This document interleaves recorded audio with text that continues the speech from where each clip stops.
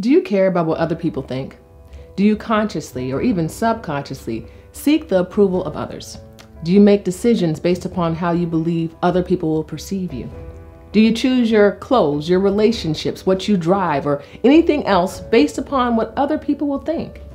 If you do, don't worry, you're not alone. This is something that so many people suffer from, but it's something that you've got to stop doing right now, or you'll regret it. So stay tuned. Hey there, extraordinary child of God. If you're looking to transition your life from where you are to where God wants you to be, then you, my friend, are in the right place. Look, there's no escaping it. People are always going to have an opinion about you and about the things that you do. And I've especially experienced this since I shared my testimony and I started this ministry here on YouTube. People have all kinds of opinions on how I should do my ministry. They don't like this. They don't like that. You should do this. You should do that. I even had a woman message me and tell me that she could no longer follow me because as a Christian, my messages weren't Christian enough for her.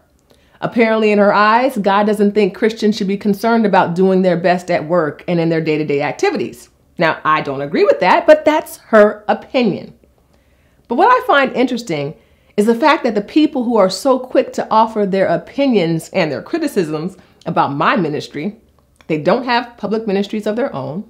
They don't have a website or a blog. They don't have YouTube channels. They don't have a social media presence dedicated to empowering people. And they aren't getting up early in the morning before the sun rises to come up with ideas and to record and to edit videos that will eventually be shared with the world.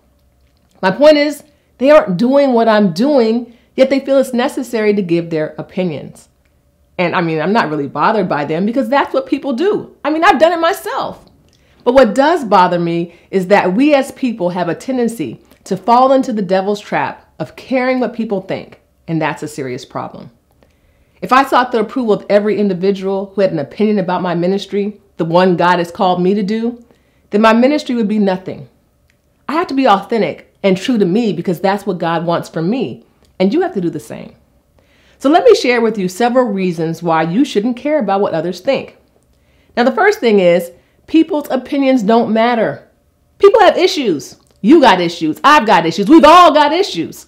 So why would you worry about seeking the approval of someone who has issues?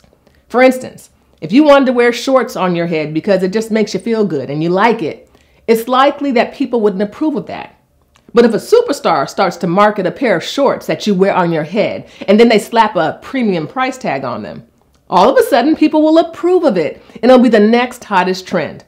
Why? Because people got issues. They approve of something one day, then the next day they don't. They base their opinions off of trends and influencers instead of principle. Another reason people's opinions shouldn't matter to you is because people aren't running your race. You are. Plain and simple. Now, the second reason you can't care about what other people think is because it handicaps you. And when you're handicapped, your ability to function either physically, mentally, or socially is restricted. And how can you reach your potential when you're restricting yourself from doing certain things because you care about what other people think? Which is why you won't move forward on that idea you have or that plan you've been putting together because you're worried that people might think you're crazy, foolish, or even in over your head. And if you really think about it, it sounds a lot like self-sabotage. And the third and really most important reason is because it's an insult to God. The fact is you can't seek God's approval while you're caught up in seeking the approval of people. It just doesn't work that way. And when you consider all that God's done for you, all that he's doing for you, and all that he will do for you, no one else's opinion should even matter. It's God who created you to be who you are, and it's God who has a purpose and a perfect plan for you to fulfill. So imagine how insulted God must feel when you aren't uniquely you or you don't fulfill your purpose because you're worried about what other people think. The Apostle Paul said it best in Galatians 1:10. For do I now persuade men or God, or do I seek to please men? For if I still pleased men, I would not be a bondservant of Christ. Paul is saying, look, I can't be a slave to the opinions of man and at the same time do what God has called me to do.